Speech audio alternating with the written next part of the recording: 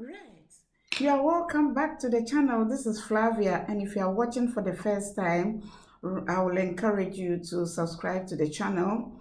On this channel, we'll be looking at ways to improving on our trades. We'll be looking at techniques and um, strategies that we can use to always make sure that we enter and exit our trades profitably. Sometimes it is difficult, to trade, whether you are trading forex, stocks, or crypto.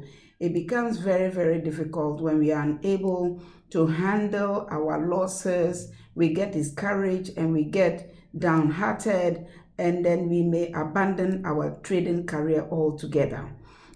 I want you to sit tight. In this video. We'll be looking at how we want to handle our losses when they occur. Right. So number one, I would want to say that we need to understand that losses are part of the journey. If you want to be successful as a trader, losses are part of the journey. You can never be successful without incurring any losses.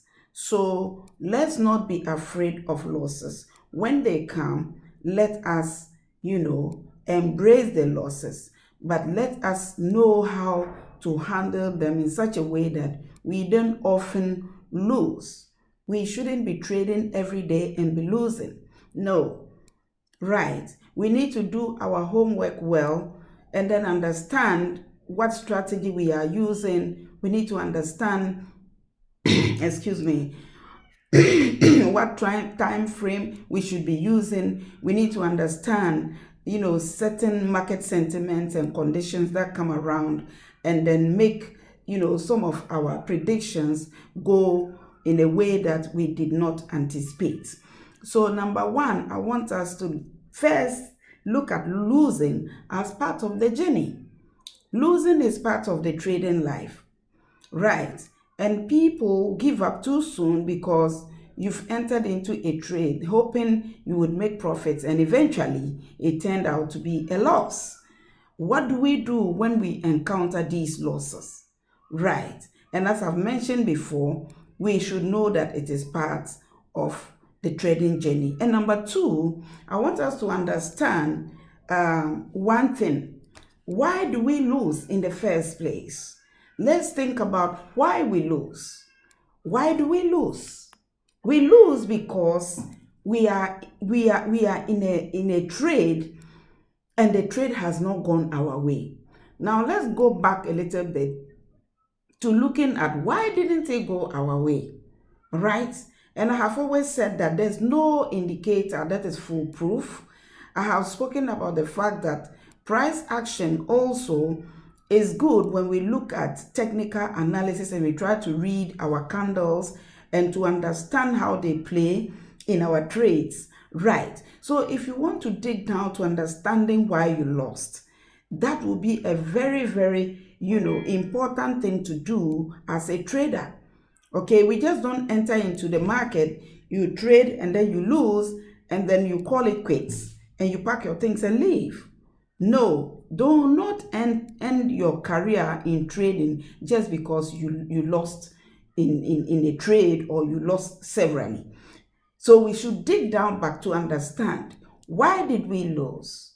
Okay, because I am very, very sure that whatever strategy that we are trading, whatever instrument we are trading, whatever asset we are trading, there are people who might have applied the same strategy and traded the same instrument, but won. They made profits. Excuse me. So one of the things I would want to say is that let's go back to our technical analysis. All right. We know that there are things that come up to catch us up on our trades. That is news or change of management or all those things that may come up, about a particular company that may affect the price of that company's assets. And that may be the asset we are trading. So I understand that certain things can come up like that. Let's leave those ones aside because we can never control the, things that come up that we were not aware of. But that aside, we ourselves our own homework must be done and done properly well. Right. So if you look at your technical analysis, you look at the instrument that you are trading, you look at your exit point, you look at your entry point, you look at what informed you to taking that trade. All right. So I believe that, we need to be able to keep track of our trades, because a winning trade today could be a losing trade that you had today. The same strategy, the same asset could be a winning, asset and then trade for you tomorrow. So let's look down and try to journal whatever trade we have taken and the loss or the win we have incurred. Number one. And then number two, we should go back to looking at, factors that influence that trade. What were the factors? If you are somebody who is trading options, like I usually do, what informed you? First, I will look at the assets, and then I will look at volatility. Then I will look at the volume. Then I will look at the Greeks. You see, these are all things that play together to be able to determine whether you lost in a trade or you won. Okay, so if you look at the trade that you took that you lost, did you take into consideration all these factors that play together to be able to, give you a perfect information as to whether you should buy or sell? Maybe you did all this, but all this indicated that there should be maybe a candle that is supposed to inform you either to wait a little, all right? Maybe there's a particular, you fail to look at the candles, there's a particular candle that is telling you have to relax a bit and wait for price to come to a certain key level before you take your trade. You see, you could miss one thing in trade and then it can end up, with you having to lose a lot in the trade. All right. So let's look at all these factors. Like I said, market things, sentiment and all that put aside. My change of management, fundamental analysis and all those put aside. But let's look very closely to technical analysis and looking at our own plan. Right. So that brings me to that point. Our own plan when it comes to risk management. How are we managing our risk? And I have spoken a lot about risk management. And risk management, what percentage of your capital did you use to enter into that trade?